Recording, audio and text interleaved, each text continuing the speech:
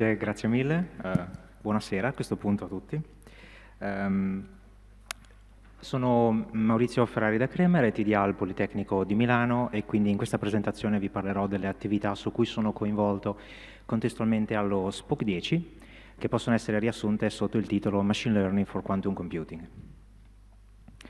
Facendo un breve passo indietro, il Politecnico di Milano è attivo sullo SPOC 10 con 5 dipartimenti. Abbiamo il Dipartimento di Elettronica, Informazione e Bioingegneria, a cui io sono affiliato, che è attivo in particolare sui workpage 1 e 2, quindi applicazione e middleware.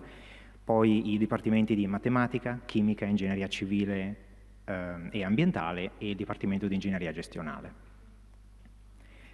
Questo è il nostro team, diretto da Paolo Cremonesi, co-leader dello SPOC. Seguo io come RTDA, uno studente di dottorato, 2 postdoc e diversi studenti magistrali.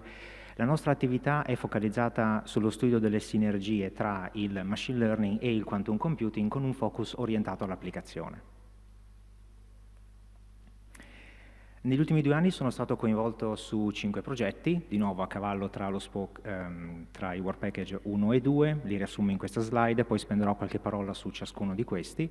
Abbiamo Quantum Clef, una infrastruttura per il benchmarking di applicazioni di quantum computing, e seguono alcuni lavori che sono più ancorati all'uso del machine learning a supporto delle tecnologie di quantum computing attuali. Attenzione, in questo caso non sto parlando dell'uso del quantum computing per fare machine learning, ma l'approccio contrario.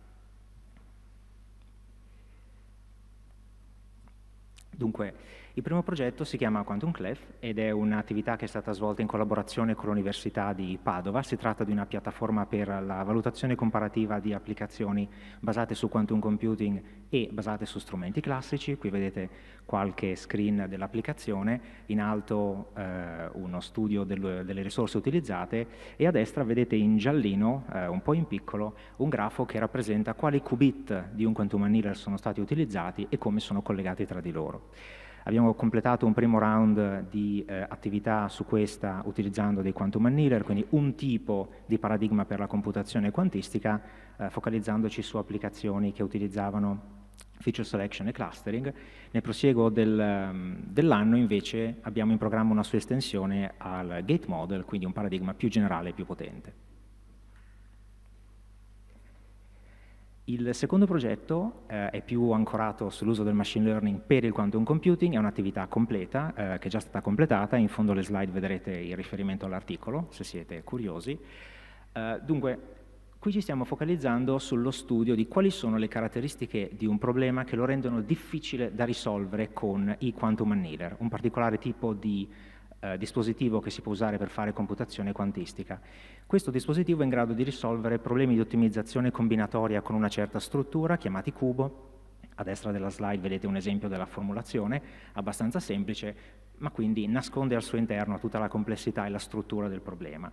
I quantum annealer operano sulla base di una transizione da una configurazione iniziale facile da costruire alla quale l'elettronica di controllo va a inserire componenti del problema che vogliamo risolvere. Alla fine di questa evoluzione, parliamo di microsecondi, il nostro sistema fisico è in una configurazione dipendente dal problema che vogliamo risolvere e speriamo contenga la soluzione di cui andiamo in cerca. Sappiamo che ci sono problemi più difficili da risolvere e meno difficili da risolvere. Purtroppo è impossibile studiare questo analiticamente per problemi di dimensione grande, in quanto il sistema fisico è troppo complesso da simulare. Per cercare di rispondere alla domanda quali sono le caratteristiche di un problema che lo rendono difficile da risolvere su questi dispositivi, abbiamo scelto di adottare un approccio empirico basato su meta-learning. Quindi abbiamo costruito un dataset di oltre 5.000 istanze di problemi di diverse tipologie, strutture e caratteristiche. Abbiamo poi inventato circa 200 feature per descriverli, li abbiamo risolti con quantum annealer e con altri approcci classici. Sulla base di questi dati abbiamo poi costruito un algoritmo di classificazione il cui scopo era determinare se il problema fosse o meno difficile da risolvere. A destra vedete alcune delle feature che abbiamo costruito e l'accuratezza del classificatore addestrato utilizzandole, siamo oltre il 90%, quindi l'approccio identificato è altamente accurato. Tramite questo siamo stati in grado di studiare quali sono le caratteristiche importanti del problema e abbiamo potuto individuare alcuni aspetti chiave legati alla struttura e alle distribuzioni dei coefficienti. Perché ci può interessare questa informazione? Perché ci può aiutare a sviluppare nuove formulazioni di problemi noti che sono più facili da risolvere, oppure ci può far sapere prima se il nostro problema è a rischio di essere difficile da risolvere. In fondo alla slide trovate una pubblicazione su questo tema. Spostiamoci invece sulle attività che sono in corso. Qui vedete un'attività intitolata Reinforcement Learning per Minor Embedding. Vi ho parlato fino adesso dei quantum annealer, ma non ho descritto una fase chiave, ossia che i qubit, l'unità base della computazione quantistica, sono oggetti fisici distribuiti in una certa topologia, con delle connessioni fisiche fisse. Quindi se noi vogliamo usarli per risolvere un problema, dobbiamo trasformarlo in modo che sia compatibile con questa architettura. Se volete, è una fase analoga alla compilazione che abbiamo normalmente nei sistemi tradizionali. In basso, in questa slide, vedete un esempio dell'architettura di un quantum annealer chiamata Zephyr.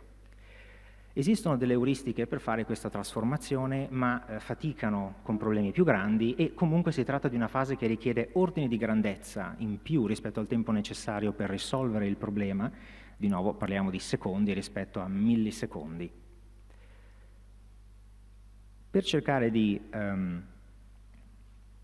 affrontare questo problema abbiamo adottato un approccio iterativo basato sul reinforcement learning. L'idea è che abbiamo un agente che sulla base dell'interazione di due reti neurali determina a quali qubit associare quale variabile e procede finché l'intero problema non è stato trasformato in una topologia idonea al quantum annealer. I risultati preliminari che abbiamo ci dicono che è possibile fare minor embedding di problemi di dimensione intermedia. Tuttavia dobbiamo ancora lavorare alla scalabilità su problemi di dimensione elevata e quindi nel corso del prossimo anno stiamo lavorando a una sua estensione con approcci più avanzati legati ad esempio alle graph neural network. Lavoro simile ma orientato a un altro paradigma di computazione quantistica, il gate model, riguarda invece il disegno di circuiti quantistici. Ci siamo focalizzati in particolare sugli algoritmi variazionali, che sono una tipologia di algoritmi ibridi, classico-quantistici, che si prestano bene per le limitazioni dei dispositivi che abbiamo adesso. Si compongono di due componenti. Abbiamo un circuito quantistico chiamato ANSATS, che essenzialmente rappresenta la sequenza di operazioni che noi vogliamo applicare ai qubit, e un ottimizzatore classico. Vi posso dare un esempio. Se noi sappiamo di dover applicare una rotazione attorno a un certo asse di un qubit, abbiamo un parametro, l'angolo della rotazione. Come scegliamo l'angolo? Ci affidiamo a un ottimizzatore classico. Tuttavia, trovare il circuito quantistico appropriato per le eterogenee tipologie di problemi che possiamo voler risolvere non è banale e abbiamo voluto cercare di sviluppare un metodo che ci consenta di costruire il circuito più adatto per un particolare problema. Di nuovo ci siamo affidati al reinforcement learning, quindi un approccio iterativo. Partiamo da un circuito potenzialmente vuoto, parzialmente completo. Il nostro agente deciderà di inserire un gate in una certa posizione e a questo segue una fase di ottimizzazione e simulazione, quindi computazionalmente piuttosto costosa, nella quale si calcola l'esito del circuito e poi si procede eventualmente inserendo ulteriori gate fino a raggiungere la convergenza. I risultati sono abbastanza promettenti. In questa tabella vedete l'approximation ratio, quindi una misura di quanto vicina la soluzione trovata è rispetto a soluzioni trovate da altri metodi. Siamo in grado di individuare buone soluzioni per diverse tipologie di problemi e topologie. L'approccio ci dà grande flessibilità nella scelta di quali gate applicare e come, quindi si adatta alle specifiche limitazioni dell'hardware che abbiamo o ai trade-off di cui stiamo andando in cerca. Siamo anche in grado di individuare alcuni circuiti dalla forma regolare e specifica per alcune tipologie di problemi, quindi è un approccio che può anche aiutare nello sviluppo di algoritmi ad hoc che poi possono essere applicati senza bisogno necessariamente di utilizzare sempre un processo iterativo prima della loro scoperta.